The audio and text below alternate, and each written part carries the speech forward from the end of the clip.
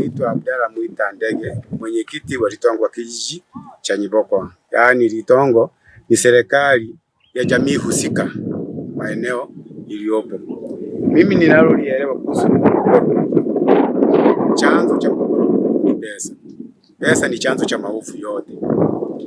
Huu mchanga ulianza kuuzwa, kaanza kuchimba hao wenye matrekta wanaenda kuuza, lakini baadaye tukaona ni hatari, maana unachimba mwishowe itafika hata wakati sasa maji yakija yatachimba zaidi na kubomoa daraja. Walipoanza kubishana na hao viongozi tena wanalalamika, wengine wanasema tuizibue hiyo njia tupige mtaro kwenda chini, wengine wanakataa wanasema mkichimba litakuwa shimo daraja itahama.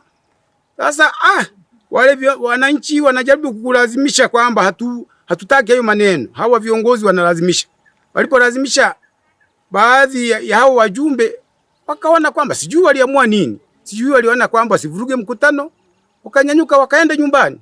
Walipoamka kwenda nyumbani, basi ikaja hoja kwamba hao watu washughulikiwe, vinginevyo watakuwa wanaharibu mikutano.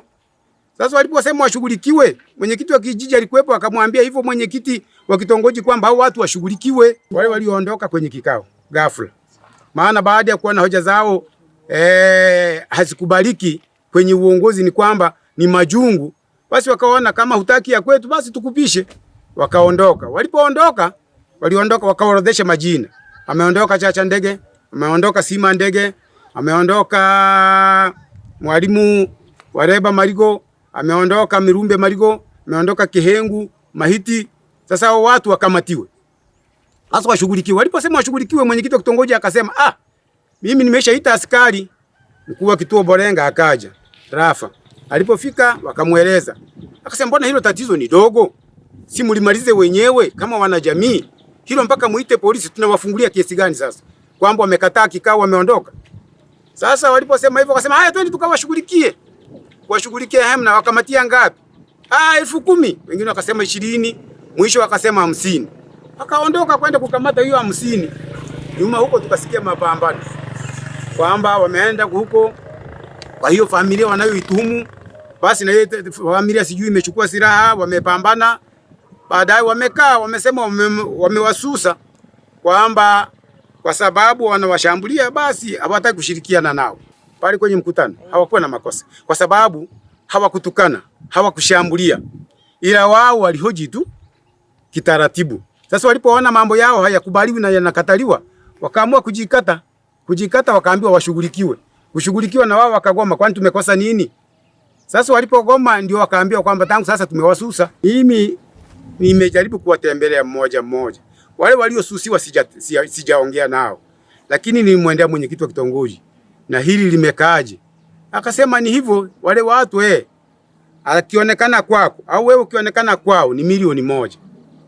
Basi wakaenda hata mmoja katika hiyo jamii anaitwa Maro Magiranta akaenda kwa nesi pale kununua dawa, akaambiwa tukuuzi kwa sababu tunaishi ndani ya kitongoji kinaweza kikatuadhibu. Sasa ikawa hivyo, hao wakaanza kulalamika. Sasa na mimi nikabaki nauliza watu mbalimbali, hili tunalifanyaje?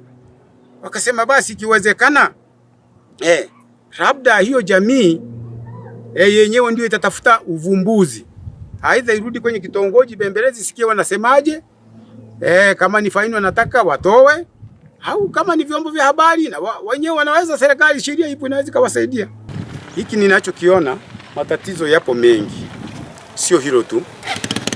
Tatizo lililopo hapa ni kwamba uongozi ni mbovu.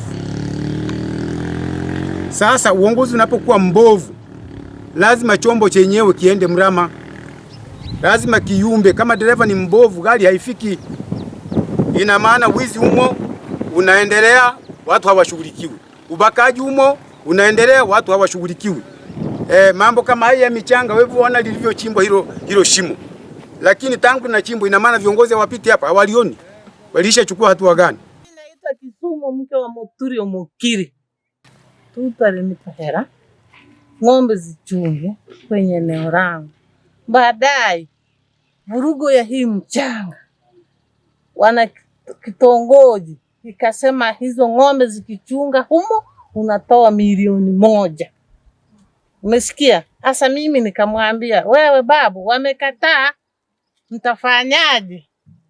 Nasikia ndivyo hivyo. Mwenyekiti kataa kabisa, akasema zikiingia mtu unatoa 1,000,000. Akasema eti kwamba hao watoto wamewafukuza kule kwao, wamechukua maupinde, wanataka kuwaua. Kwa jina naitwa Dize Bungaini Nyamuhanga Nkombe, ni mwenyeji wa maeneo haya kitongoji cha Makuyuni. Hili tatizo ambalo nimewaleta hapa ni mgogoro ambao umekithiri kiasi kwamba tumekosa amani hapa. Kama mlivyoona hivyo daraja lilivyochimbwa, huyo mama aliyokuwa anajieleza hapa ana eneo anafuga nyasi, akajitokeza Tutu Marigo Nkombe kuja kukodisha kwenye eneo hilo ng'ombe wake wao wanajikidhi nyasi na yeye anapata pesa ya matumizi. Wakamwekea pingamizi kwamba asichunge kwa sababu wamerani kwenye familia ya Marigo hawanunui kwenye maduka yoyote yale ya kitongoji. Washirikiani na jamii hii, ina maana wamewatenga, na kwa Marigo na kwa Nyamuhanga Nkombe ni familia moja. Hata sisi tunashindwa kushirikiana nao.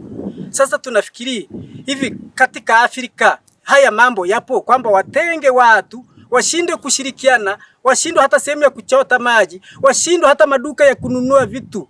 Na maana hili tatizo ni sawa na lile lililotokea kipindi cha uchaguzi, wakafunga huduma. Hawa wamefungia huduma, yani hawana jinsi yoyote ile. Na yule mama yeye ndiye anajitahidi kupata pesa pale, anasomesha watoto, wamemfungia. Yani hapo alipo anatakiwa ng'ombe wakifika kwenye eneo watutu faini 1,000,000. Na mtu akienda kwa Tutu au kwa familia Marigo wakienda dukani kununua faini 1,000,000. Ina maana hata kama akija pale kwangu au mimi nikaenda kwa Marigo napigwa faini 1,000,000. Sasa hilo ndilo tatizo lilo hapa. Daraja la kwanza lilibomolewa na watu kuchimba mchanga. Halafu huu mchanga ni kwa sababu mlinzi aliyekuwa analinda hapa alikuwa anaitwa Nyangi Nyamuhanga Nkombe. Walimvizia akiwa anaumwa yuko wodini Msoma, wakaja wakachomba huu mchanga mnavyoona hapa. Sasa hili ni tatizo.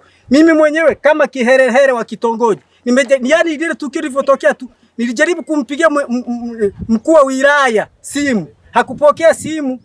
Na mimi kuandika message nimtumie, macho yangu ni kipofu, sioni.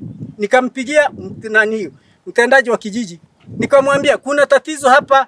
Sasa mtendaji wa kijiji alisema atafuatilia. Ni kweli, siku moja nilimuona hapa. Maelezo yangu, kwa kuwa mmefika hapa, basi mtuone jinsi mtakavyotusaidia sisi wahanga na wanyonge wa nchi hii. Tumekosa pa kukimbilia. Kwa jina mimi naitwa Wambura Masiome Masese. Mimi ni mkazi wa kijiji cha Nyiboko, kitongoji cha Mtanduja. Mimi kero yangu naomba serikali tusaidie ngazi za juu.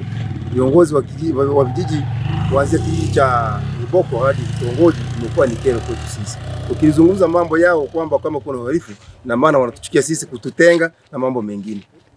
Sisi ina maana tunanyisika. Tunaomba serikali tusaidie ngazi za juu. Okay, mkuu, nilifuatilia ile kitu jana. Wakasema lakini familia waliandika barua ikaja ofisini kwako hapo tarehe 29, ingawa hawakukukuta, lakini waliacha kwa. Wameshindwa kuja ofisini kabisa kuleta malalamiko huko. Walileta. Basi tutawafanyia kazi. Tulikuwa tunapokea mwenge, tutayaona.